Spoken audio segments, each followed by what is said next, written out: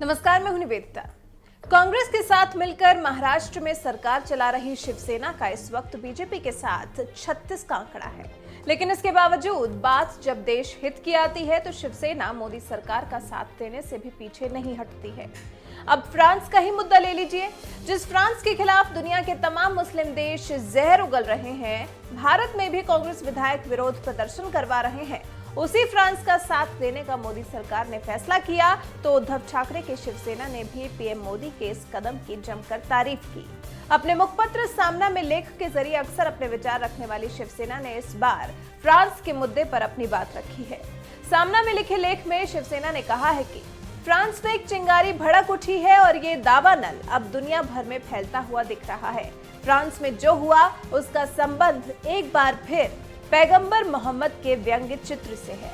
पैगंबर मोहम्मद का व्यंग्य चित्र बनाने के कारण मुस्लिम समाज की भावना भड़क उठी, वो भी इतनी कि धर्मांध मुसलमानों ने लोगों की गला काटकर हत्या कर दी है और कनाडा से फ्रांस तक निरपराध लोगों पर चाकू से हमला शुरू हो गया है।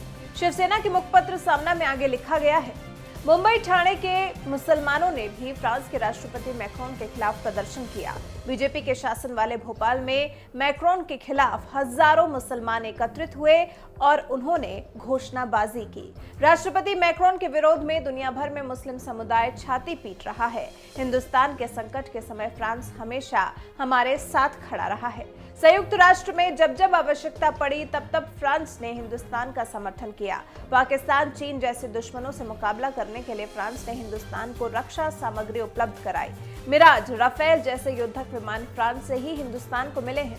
ऐसे में फ्रांस में धर्मांधता का उन्माद फैलाकर आतंकवाद फैलाना और उससे हिंसाचार का बढ़ना हिंदुस्तान के लिए भी हित में नहीं है।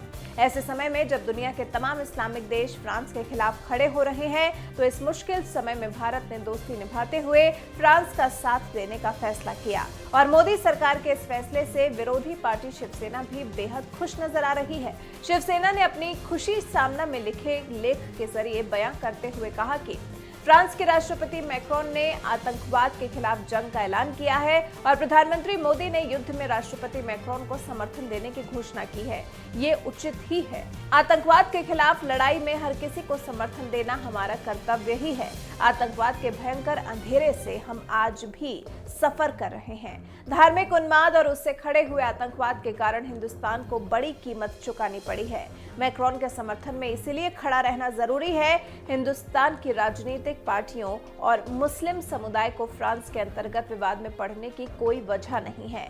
फ्रांस के मुद्दे पर शिवसेना ने मोदी सरकार का समर्थन करके कांग्रेस समेत तमाम दलों को ये संदेश दे दिया है कि देश के मुद्दे पर वो समय आने पर सरकार का साथ देने से भी पीछे नहीं हटने वाली है। शिवसेना ने साथ ही देश के मुसलमानों को भी ये हिदायत दी है कि उन्हें फ्रांस के विवाद में पड़ने की कोई जरूरत नहीं है। वैसे आपको बता दें, शिवसेना सरकार में महाराष्ट्र में भी फ्रांस के राष्ट्रपति इमैनुअल मैक्रोन के खिलाफ जमकर विरोध प्रदर्शन देखने को मिला था। मुंबई की सड़कों पर इमैनुअल मैक्रोन की तस्वीरें लगाई गई थी। हालांकि बाद में पुलिस ने एक्शन लेते हुए सभी तस्वीरें सड़कों से हटवा दी थी। बता दें, पैगंबर मोहम्मद के कार्टून की अनुमति देने वाले कानूनों को फ्रांस के राष्ट्रपति इमैनुअल मैक्रोन ने समर्थन दिया था।